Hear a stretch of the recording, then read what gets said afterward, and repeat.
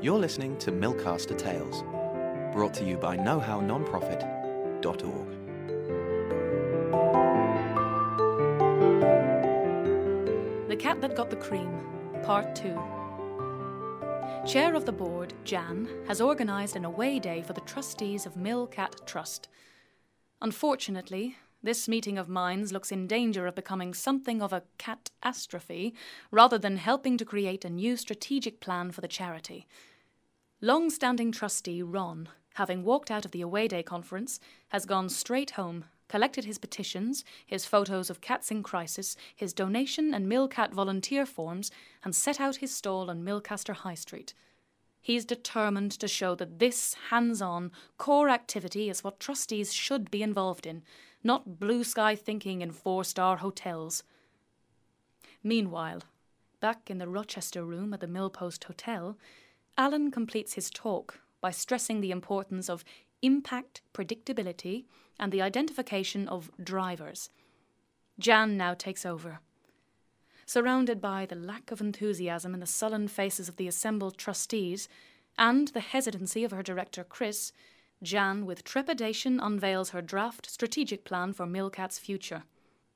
Maureen and the other trustees listen with dubious interest as Jan gives it all she's got. Let's think for one moment about the impact of the credit crunch on donations.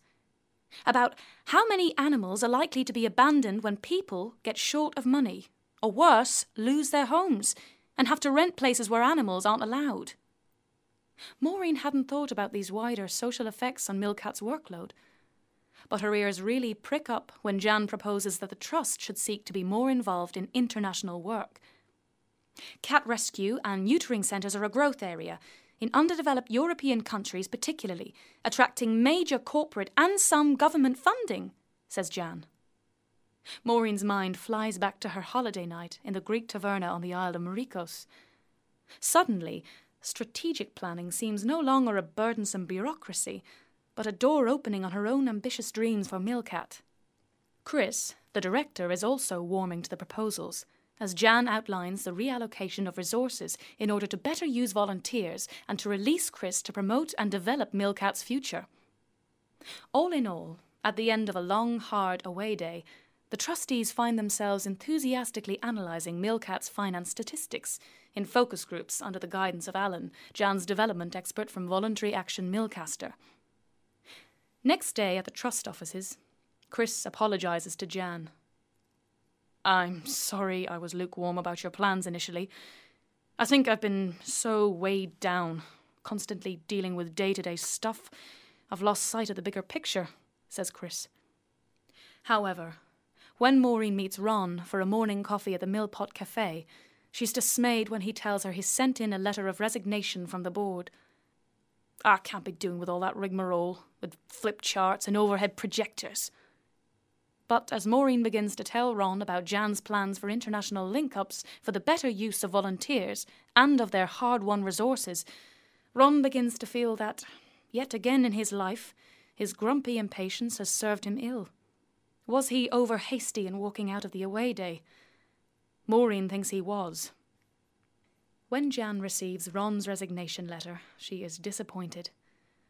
Ron may be as grumpy as an old tomcat sometimes, but he's a tireless worker and has recruited so many volunteers to Millcat with his passion for the cause. His loss would be demoralising and keenly felt. That afternoon, after his chat with Maureen, Ron sits at home, his ginger cat on his lap. You know, Tickles, I think I've put my foot in my mouth again. But I can't backtrack now. What's done's done. Ron's regret is interrupted by Jan's knock on the door. Over a cup of tea, she tells Ron she can't accept his resignation because, she tells Ron, you are a crucial part of my strategic plan. Am I? Says Ron, flattered and relieved. Yes. I was hoping you'd take charge of coordinating our volunteers. Take that load off Chris. You know all of them personally, Ron. You recruited most of them. And you have the energy and passion to motivate them. Would you consider that, Ron, please? Ron retains his gruff exterior, but actually he's delighted. Jan's offer gets him off the hook. In truth, Millcat is the centre of Ron's life.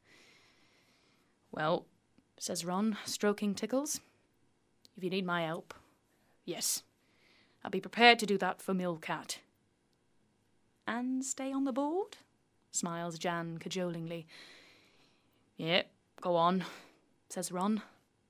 "But let's have no more away days for a while, shall we? One a year's enough." Jan smiles, confident now that Ron will slowly come round to appreciating that planning is at the heart of Millcat's future. As for Ron, grumpy though he still appears to be, inside he feels valued and needed. In fact, he feels almost like the cat that got the cream.